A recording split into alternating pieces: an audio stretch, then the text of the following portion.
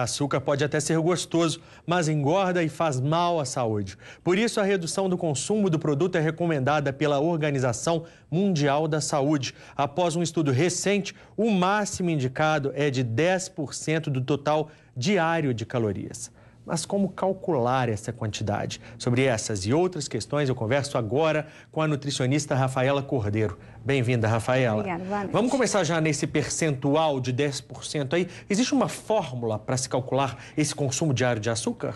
É um pouco complicado, até porque quando fala nessa quantidade, fala também do açúcar embutido nos alimentos industrializados, por exemplo. Mas uma dieta, por exemplo, de 2.000 calorias, 10%, 200 calorias, 4 colheres de sopa. Então, seria mais fácil olhar dessa forma, mas como tem açúcar nos alimentos industrializados, fica um pouco difícil. O que é considerado um consumo excessivo, na sua opinião, Rafaela? Mais do que isso, né? Mais do que a OMS preconiza, é excessivo e atualmente, né, o hábito alimentar dos consumidores está muito alto, então já está excessivo. Hoje existem dietas com restrições totais e parciais do açúcar. Na sua opinião, como nutricionista, o que vale a pena? Restrição total de açúcar é para quem precisa dessa restrição. No caso, um diabético tem que ter restrição. Parcial sempre vale a pena ir para redução de peso, para evitar doenças aí, né, do consumo a médio e longo prazo. Para fazer uma comparação aqui, Rafaela, para o nosso telespectador, você falou sobre os embutidos, os açúcares que estão nos alimentos industrializados, por exemplo. Como é que a gente fica sabendo disso? Tem uma tabela com valores nutricionais logo atrás dos produtos também, já é uma legislação que permite isso. Como é que a gente observa, então, essa questão? Açúcar aí está no carboidrato, como é que a gente olha lá atrás naquela tabelinha? Isso, açúcar é um carboidrato, né? Olhar a informação nutricional do rótulo mesmo.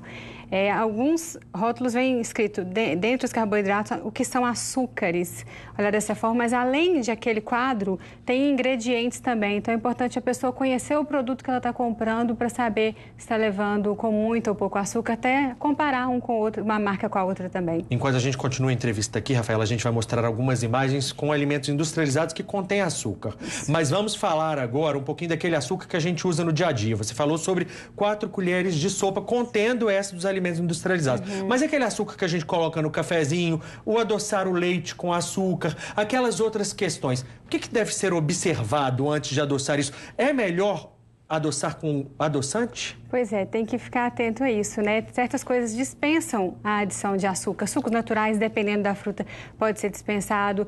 Vê também, será que eu não estou excedendo? Quanto mais açúcar você colocar, mais você acostuma com o paladar, colocar menos. E algumas coisas, sim, devem ser trocadas por adoçante, vale a pena. Né? Tem gestantes, por exemplo, crianças, tem adoçantes seguros para esse público hoje em dia. Alimentos Diet Light, eles contêm realmente menos açúcares? Olha, o Diet, se for para açúcar, não pode conter, né? E o Light tem que, mais uma vez, se for para açúcar, tem que ter redução mínima de 25%. Aquelas questões dos refrigerantes. Muita gente fala que o refrigerante é um grande poder de açúcar em nosso organismo. Os Diets, os Lights, o Zero, tem tanto nome que a gente não sabe como é que diferencia. Como a gente deve observar isso, ficar mais atento?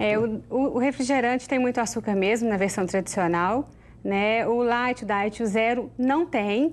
Isso vem até escrito no rótulo, sem adição de açúcar. É seguro porque a gente tem que confiar na legislação.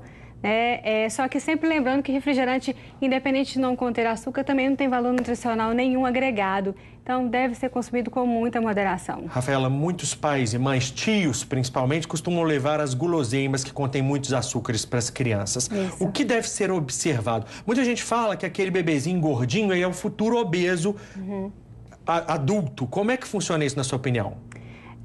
Deve ser observado assim, conversado, né, com essas pessoas que levam esses docinhos, por exemplo, para as crianças.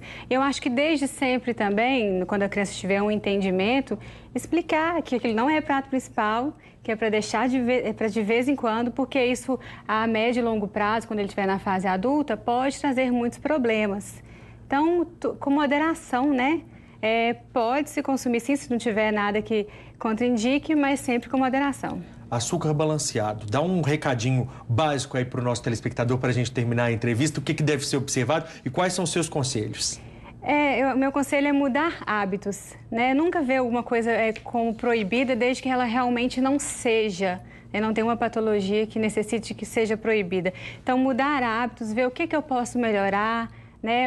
Usar o rótulo como um facilitador para ver o que eu posso escolher, sabendo que esse alimento, a médio e longo prazo, o consumo excessivo pode trazer inúmeros problemas para a saúde da gente. Muito obrigado pela presença e pelas explicações.